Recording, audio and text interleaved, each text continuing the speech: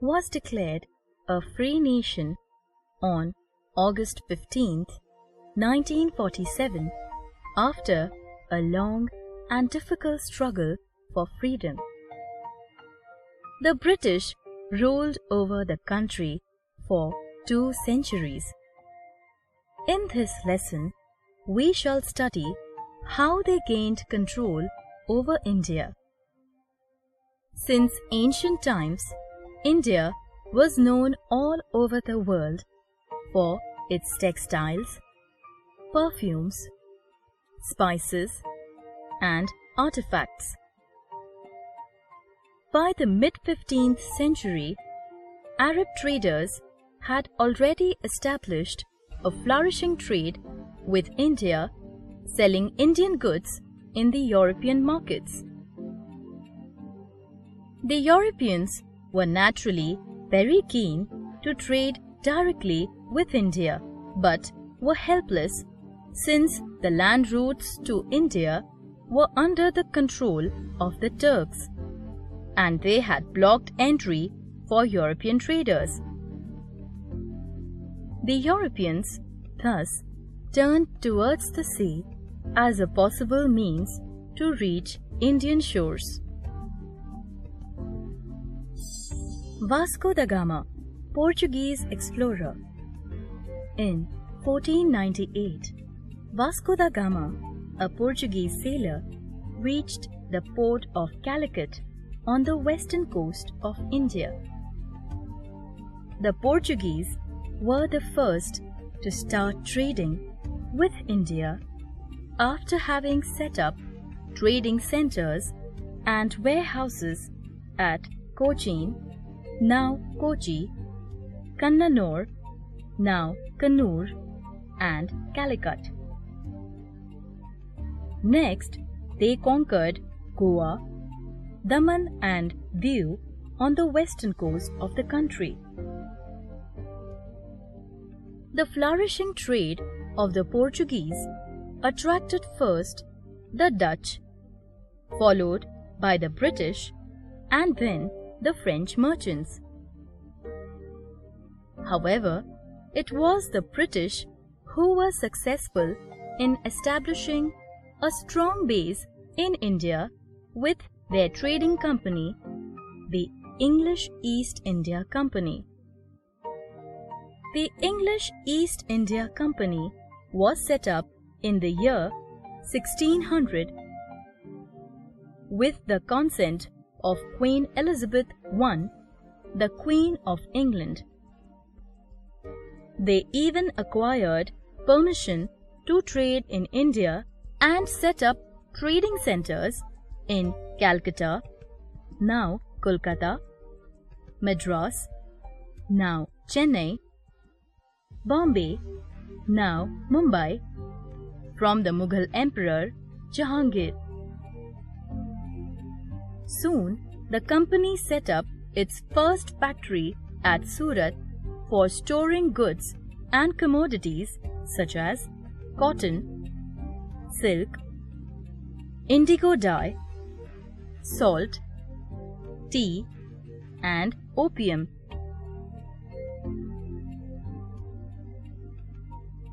By the next century, the British were well on their way to slowly and steadily establishing their rule in India.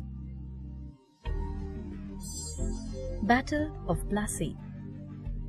The British East India Company started maintaining an army in Bengal on the pretext of protecting its trade operations there.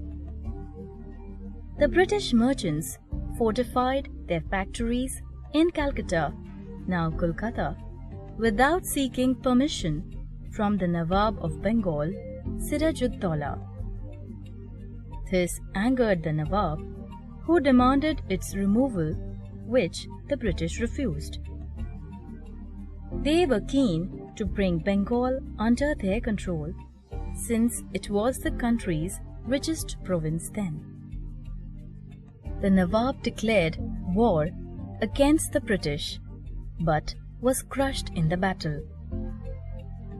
One of the major reasons for this was Mir Zafar, the Nawab's general, who joined hands with Robert Clive, the British army in charge. This marked the first step of the British towards their rule in Bengal.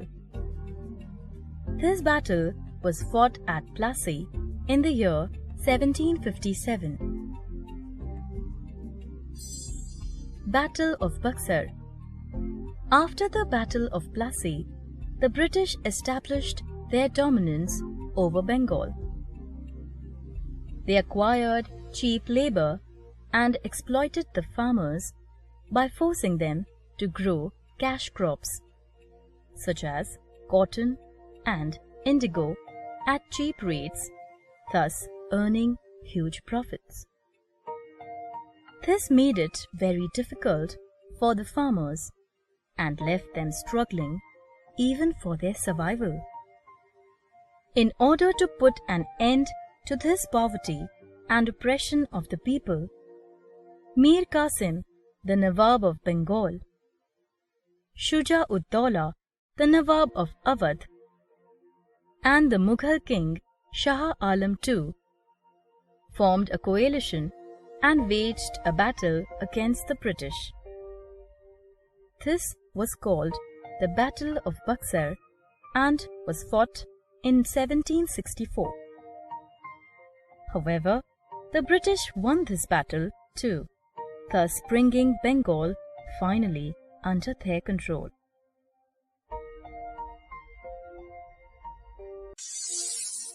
Doctrine of Lapse. The victory of the British in the Battle of Buxar laid down the building bricks of their rule in India. They wanted to extend their territories across the length and breadth of the country and thus started using policies to arm twist the Indian rulers into surrendering their respective kingdoms. One such policy was the Doctrine of Lapse. If an Indian king of a British protected territory died without a natural heir, his kingdom would be automatically taken over by the East India Company. The British acquired the states of Jhansi, Jaipur, Udaipur, Satara, and Nagpur by way of the Doctrine of Lapse. Revolt of 1857. By the year 1857, the British had almost taken over the entire country. The siphoning of wealth and uprooting of native industries by the British caused unrest among the people, while policies like the Doctrine of Lapse angered the helpless Indian rulers due to the unfair annexation of their kingdoms. Background to the 1857 revolt. Like the rest of India, the sepoys or Indian soldiers in the British army too were unhappy with the British rule. This eventually led to an uprising in 1857, widely known as the Revolt of 1857 or the Sepoy Mutiny. The soldiers were made to use a special type of cartridge which had to be bitten off before use. It was believed that the cover of the cartridges was greased with the fat of cows and pigs. This angered the Hindus and Muslims since their religion did not permit the Hindus to eat beef and the Muslims to eat pork. The soldiers in Meerut revolted against the British on May 9, 1857 by refusing to use these cartridges. The main centers of the 1857 revolt were Delhi, Meerut, Kanpur, Lucknow, Faizabad, Bareilly, Jhansi, Gwalior and Arrah in Bihar. Indian rulers such as Rani Lakshmi Bai of Jhansi, Nana Sahib, Tatya Tope and Kunwar Singh also joined in. The soldiers from Meerut set off for Delhi on 10th May 1857. Here, the Delhi sepoys joined in and declared the last Mughal emperor, Bahadur Shah Zafar, as their leader and emperor of India. This revolt came to be regarded as India's first war of independence.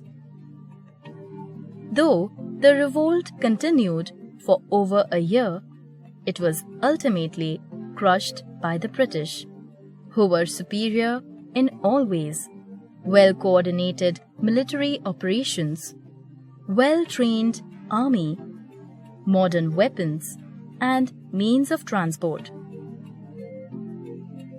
Some Indian rulers who helped the British were also responsible for India's failure in the 1857 revolt.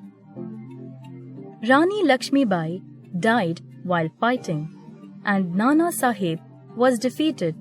Bahadur Shah Zafar, too, was captured and exiled to Burma, now Myanmar. Effects of the Revolt of 1857.